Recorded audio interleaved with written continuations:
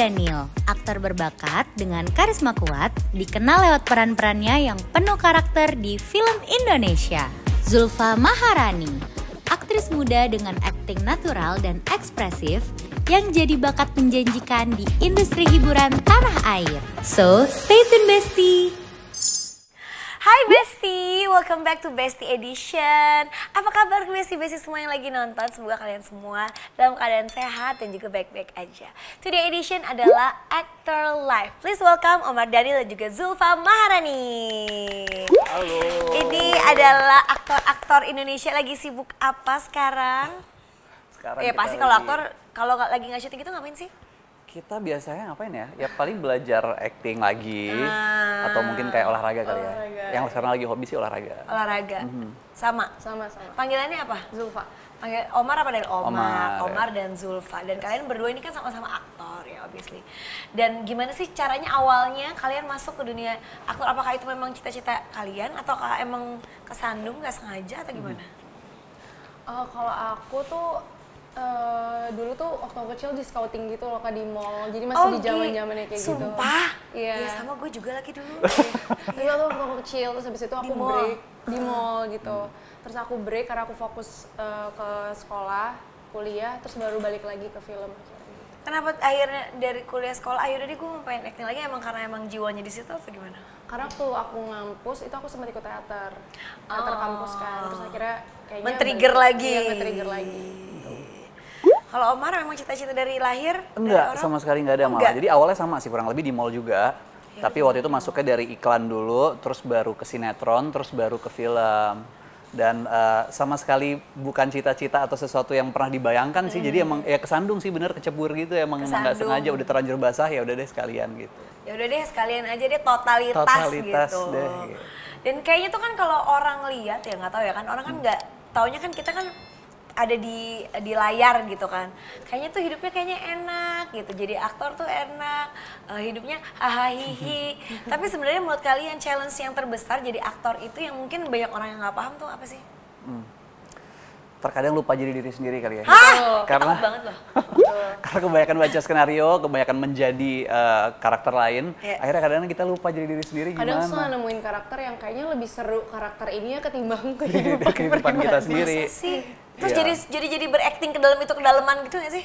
Iya bisa juga sih, apalagi kalau misalnya prepnya panjang, kita dapat prep yang lumayan kayak lebih dari 2 bulan gitu. Terus karena udah 3 bulan lebih kita reading workshop, terus kadang jadi kayak pas udah kelar syuting tuh kita masih kayak beranggapan bahwa kita tuh masih karakter gitu. Karena kita kan juga diharuskan untuk ngelepas kebiasaan kita kan. Dan untuk menjadi karakter itu kita harus ngelepas semua kebiasaan lama kita gitu. Jadi ya mungkin itu juga yang membuat jadi agak terhambat gitu. Jadi kita malah jadi kayak lebih ke karakter itu daripada ke diri kita sendiri gitu. Terus orang-orang sekitar jadi kayak notice gitu nggak, kalau berubah sih sekarang gitu? Ada yang sampai kayak gitu kadang sih ada. Karena tapi sebenarnya karakter itu nggak selamanya konteksnya negatif ya. Kadang tuh benar. justru membawa insight yang bagus buat kita gitu. Kadang-kadang malah jadi oh ternyata gue kalau sesedih itu bisa sampai kayak gini ya. Oh ternyata gue kalau sehappy itu bisa sampai kayak gini ya gitu. Jadi kayak lebih bisa menggali diri sendiri. Gitu. Terus tadi kan bilang katanya ada yang sampai harus kebiasaan-kebiasaan yang sehari-hari yang harus tidak dilakukan gitu. Ada nggak sih nge-let go suatu kebiasaan yang sampai sejauh apa gitu? Kalau aku tuh sempat dapat karakter yang emang di kampung banget waktu itu. Terus kita prepnya panjang dan aku harus meninggalkan kebiasaan-kebiasaan kayak yoga Jaksel, pilates Jaksel. Jadi semua kehidupan Jakarta tuh emang harus aku tinggalin bener-bener untuk fokus ke satu karakter itu. Sampai abis itu lupa gimana caranya yoga. Kayak udah hampir 2 bulan, 3 bulan nggak menyentuh olahraga Jaksel itu. Sejauh apa? Kalau aku yang paling susah justru sesimpel musik. Karena kadang-kadang kita kalau menjadi karakter yang lain kan kita, oh gue nggak bisa nih dengerin lagu-lagu yang biasa gue dengerin gitu. Kita coba kira-kira karakter ini sukanya dengerin lagu apa ya. Dan ini misalkan si karakter itu mendengarkan genre lagu yang kita nggak suka, tapi aku dipaksa untuk tiap hari dengerin kayak gue harus cari anaknya di mana, sukanya di mana gitu. Jadi itu yang paling berat dan paling gak nyaman sebenarnya, karena kan lagu kita dengerin setiap saat. Musik itu kan emang ya berpengaruh banget gitu, ternyata seberpengaruh itu gitu sama kehidupan. Nah kalau misalnya di saat kalian pertama kali dapat tawaran film atau apapun itu gitu, pertimbangannya apa sih yang kalian akhirnya yaudah deh gue mau, atau yang ini kayaknya gue nggak dulu gitu, itu pertimbangannya tuh sebagaimana? Apakah cuman dari karakternya atau sampai adegan-adegan yang kalian pikirin gitu? Kalau aku sih skenario dulu yang pertama, untuk lihat karakternya, karakter developmentnya kayak gimana, terus skenarionya, direkturnya siapa, production house-nya siapa, lawan mainnya siapa, baru ke situ sih. Cuman yang pertama pasti skenario dan jalan ceritanya dulu, baru terus ke karakternya kayak gimana gitu. Ya sama sih skenario, karakter juga karena aku menghindari typecast. Misalkan kayak sebelumnya aku udah dapet karakter yang lumayan mirip, terus kayak kalau dapet tawaran yang karakternya udah pernah aku mainin, aku kayak masih mempertimbangkan lagi. Atau nggak diskusi dulu ntar ketemu direkturnya, kayak ini bisa kita stretch nggak karakternya kayak gitu sih. Pasti kayak script, director, producer, production house itu kita semuanya. Kalau misalnya pernah nggak kalian misalnya kayak nolak sesuatu project cuman karena misalnya ada adegan kok kayaknya nggak sesuai, padahal semuanya udah oke banget gitu, atau mungkin pernah nggak nolak suatu project kayaknya gue nggak cocok deh sama orangnya gitu, atau gitu pernah nggak sih karena satu hal kecil tapi jadinya kayak kayaknya gue enggak deh gitu? Pernah sih pastinya pernah. Kenapanya? Oh, rahasia. Kenapanya rahasia? Tapi enggak, salah satunya yang paling menjadi pertimbangan besar ya sama kayak tadi sih sebenarnya karakternya itu. Kalau emang ternyata kayak ini karakter yang belum pernah dimainkan, tapi kok nggak bisa kawin ya sama kita ya gitu, kayak challenge sih sebenarnya untuk bisa menjadi karakter itu. Cuman kalau kita nggak mencintai, kalau gini, sebelum kita mencintai pasti kita harus kenal dulu kan. Cuman maksudnya pada saat kita lagi berusaha untuk mengenali karakter tersebut tapi memang kita nggak bisa klop, ya berarti emang nggak meant to be gitu, nggak bisa, emang nggak bisa dipaksain. Emang bisa gitu kalau misalnya kayak di tengah jalan, udah gue coba dulu ya gitu, terus tiba-tiba kayak along the way kayaknya gue mundur aja deh gitu, pernah nggak? Kalau di tengah jalan sih kita nggak pernah, itu pasti pada saat proses penawaran ya. Proses penawarannya. Karena kita biasanya diskusi dulu sama direkturnya, ngeliat visi misi gitu-gitu. Iya, kayaknya kalau di tengah project agak merepotkan banyak pihak ya, jadi kayak janganlah. Jangan sampai, amit. Nah kalau kalian ini termasuk yang selalu menjaga work-life balance nggak sih? Sekarang kan kayaknya digadang-gadang banget nih work-life balance, harus balance gitu kadang-kadang. Tapi kan nggak tahu ya, kadang-kadang kan yang namanya jadi aktor itu kan kerjaan juga kadang-kadang lagi banyak, kalau lagi belum ada yang cocok gitu kan, bukan seperti kayak pekerja kantoran yang ada terus gitu. Kalian gimana cara menemukan work life balance?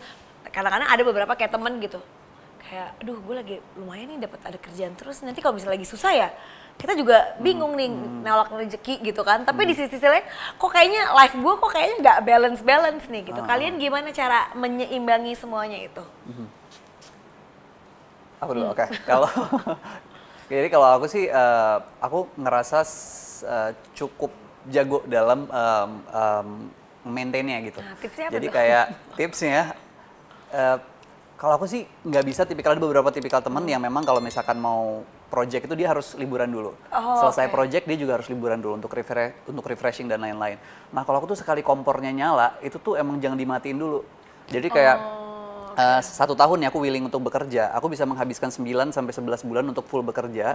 Setelah itu misalkan aku ambil cuti bisa 3 bulan, 2 bulan itu untuk full holiday gitu. Cuman untuk kesehariannya balance atau per project kayak gimana untuk bisa ngebersihin karakter sebelum ke karakter berikutnya, paling ya cuman sekedar sharing ke teman, refreshing yang nggak terlalu membuang banyak waktu, tenaga. Gak harus dan yang ada yang ritual gitu. Iya benar-benar. Jadi kayak sebisa mungkin sih kita berkomunikasi sama orang itu kan juga kita ngeluarin apa yang jadi unek-unek kita, apa yang udah ngendap residu-residunya gitu. Terus ya mungkin nongkrong sama teman-teman, olahraga dan lain-lain gitu sih palingan. Cuman kalau untuk kayak holiday dan yang bersenang-senang gitu biasanya udah dikumpulin di satu momen aja nih, 3 bulan ini atau 2 bulan atau 1 bulan ini gitu. Sisanya fokus kerja semua.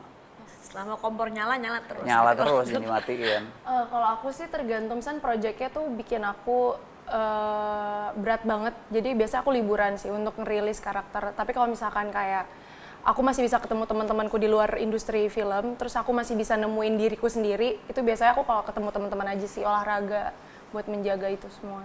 Ya semua balik lagi tergantung orangnya. Dan tergantung juga kesempatan gitu. Kadang-kadang ada yang kayaknya kerja terus tapi sebenarnya kan di tengah-tengah itu kan kita masih bisa main, bisa ketemu orang gitu. Jadi nggak bisa dipatok kayak harus gimana-gimana. Mungkin sebagai aktor juga ada baiknya lebih kayak fleksibel gitu ya kan. Gitu kan karena memang ya kayak pekerjaan kayak kita gini kan kita nggak tahu gitu kapan datangnya. Kadang nanti juga kalau lagi sepi, nauzubillah min zalik gitu kan. Ya tapi pernah nggak kalian tuh yang lagi burn out banget, bener-bener kayaknya hati lahir batin tuh lagi kayaknya capek banget, tapi udah keburu kontrak, udah keburu ada kerjaan, ya balik lagi kan kita nggak mungkin nolak rezeki, tapi mau mengundurkan diri juga kayaknya amit-amit gitu kan. Itu gimana cara kalian menyiasatinya, atau pernah nggak ketemu sama peristiwa kayak gitu? Kalau aku sih kayaknya nggak pernah sampai yang udah nerima project terus burn out sih. Pasti ketika aku nerima project karena aku emang willingly mau melakukannya. Jadi biasanya itu udah tektokan sama manajer gitu loh. Untuk menghindari kayak gitu-gitu. Aku sih pasti pernah juga. Biasanya itu karena dua project yang berdekatan banget gitu. Jadi kan kita harus menerima dua skenario, dua karakter sekaligus. Jadi sambil syuting, sambil kita belajar di skenario untuk next projectnya. Biasanya itu yang bikin burnout sih. Dan ya udah autopilot aja, emang kayak emang udah mau nggak mau jalanin, udah kontrak, udah ada will-nya, jadi ya udahlah jalanin aja gitu. Tanggung jawab. Nanti abis itu gimana nantilah gitu kan. Pasti ada aja jalannya, ada jalannya gitu. Kalau kalian tuh tipe yang cepat masuk karakter atau harus pakai yang, atau tergantung karakternya, atau tergantung situasi, atau tergantung mood? Apalagi kalau perempuan kan, kalau lagi PMS kan beda ya, hawa-hawanya gitu. Kalau aku sih nggak memakan waktu terlalu lama selama survei dan risetnya sudah cukup. Karakter developmentnya sudah ketemu, sudah jelas, dan kita tinggal mempelajari secara detail, itu nggak butuh waktu terlalu lama sih. Cuman kalau memang masih semuanya serba bayangan, bahkan kita ngobrol sama director atau penulisnya pun mereka masih belum tahu, itu yang biasanya butuh waktu lama. Pernah nggak kayak harus ada beberapa karakter yang, atau mungkin ada scene yang memang mengharuskan untuk kayak masuk ke dalam karakter tuh lebih dalam gitu, lebih susah gitu? Biasanya kalau aku tuh karena aku pernah main film biopik, jadi kan maksudnya ada perbandingan dari orang aslinya. Sedangkan kalau misalkan kita fiksi, biasa kan kita bisa sebebas-bebasnya create karakter. Nah biasa kalau biopik tuh aku perlu waktu banget buat bener-bener riset, dan itu nggak bisa instan gitu. Jadi emang butuh waktu banget buat masuk ke karakter. Tapi biasanya kalau aku sih, kalau misalkan proses pendalaman itu bisa dimulai dari pada saat kita ditawarin nih.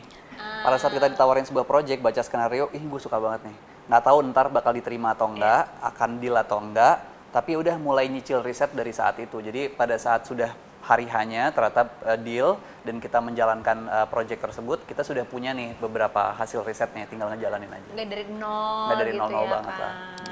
Nah kalau misalnya untuk proses pendalaman itu sendiri gitu, kalian biasanya ngapain aja gitu? Ada ritual-ritual khusus nggak sih? Misalnya kayak, nggak tahu, misalnya kayak ketemu psikolog dulu, atau ketemu sama orang yang kayak gini dulu gitu, apa nyari orangnya dulu gitu. Misalnya kayak ada karakter yang, ya walaupun mau fiksi atau non fiksi, tapi kan kadang-kadang kita ada kayaknya nih cocok deh sama ini, ngegali dulu ke orangnya, atau berhayal sendiri atau gimana?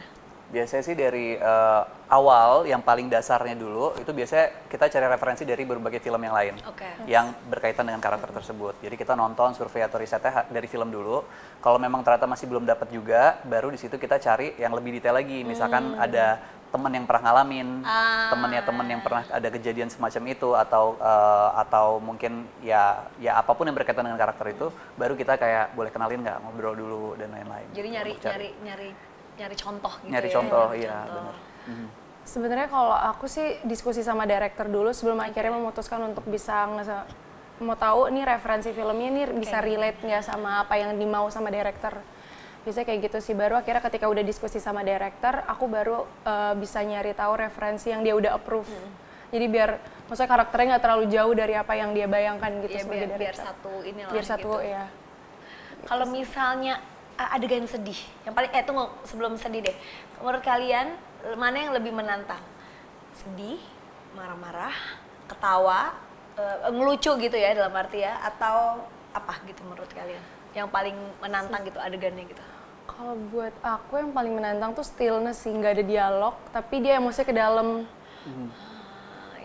Itu menurut aku, maksudnya kalau marah-marah ya marah-marah gitu kan terlihat gitu sama kamera. Cuman ada beberapa misalnya scene yang kita nggak ada dialog sama sekali, tapi tuh emosi sepanjang scene, dan itu harus emosi itu disuruhnya ke dalam gitu. Nah itu menurutku lumayan challenge. Bagaimana cara emosi ke dalam itu terlihat di layar kaca gitu, di layar bioskop gitu kan, kelihatan gitu. Kalau Omar sendiri? Kurang lebih sama sih. Cuman kalau misalkan disuruh milih antara tadi ada sedih, marah, happy dan lain-lain, tuh surprisingly malah happy loh yang paling susah. Kalau aku nggak tahu kenapa, tapi Ari oke. Enggak, apa-apa kan? maksudnya kita tuh kalau happy karena aku terbiasa kayak ya udah flat aja gitu. Happy ya udah flat aja. Cuman kita diharuskan untuk menunjukkan ekspresi happy tapi tetap natural, Iya. tapi tetap realistis. Tapi nyampe ke penonton tapi Tapi happy tetap gitu. Jadi kelihatan kayak gitu. gimana sih gitu kan nggak mungkin kita senyum-senyum atau kelihatan gigi setiap saat kan. Sedangkan kalau sedih sama marah tuh emosi itu lebih jelas gitu, lebih terarah. harus gimana gitu Iya. clear. Lebih clear, iya, Iya, betul. iya. Ya sebenarnya berarti mungkin adegan-adegan yang nggak clear gitu kan, itu kan tergantung interpretasi masing-masing. Iya, Kayak iya. lo marah tapi lo harus diem gitu Iya, kan, iya. kayak lo happy tapi nggak boleh kayak orang Iya. gitu kan, gitu. Iya, Jadi iya. ya interpretasi itu balik lagi gimana orang ngerasainnya gitu kan, perasaan happy, perasaan sedih. Nah itu yang mungkin yang jadi challenge juga gitu ya Iya. buat setiap aktor. Insecure tuh manusiawi dan banget. Jadi kalau ditanya insecure atau enggak, insecure banget pasti. Makanya lebih memilih untuk tidak menonton film sendiri kadang-kadang. Masa? Kecuali premier ya. Kecuali premier. Itu kan mau nggak mau ya. Iya, iya. Berhayal-hayal, berandai-andai, pengen main film kayak gimana, sebagai apa, dan filmnya kayak gimana, dan bareng siapa? Kalau aku tuh pengen musical sih. Aku mungkin superhero kali ya. Wah, iya. Superhero tapi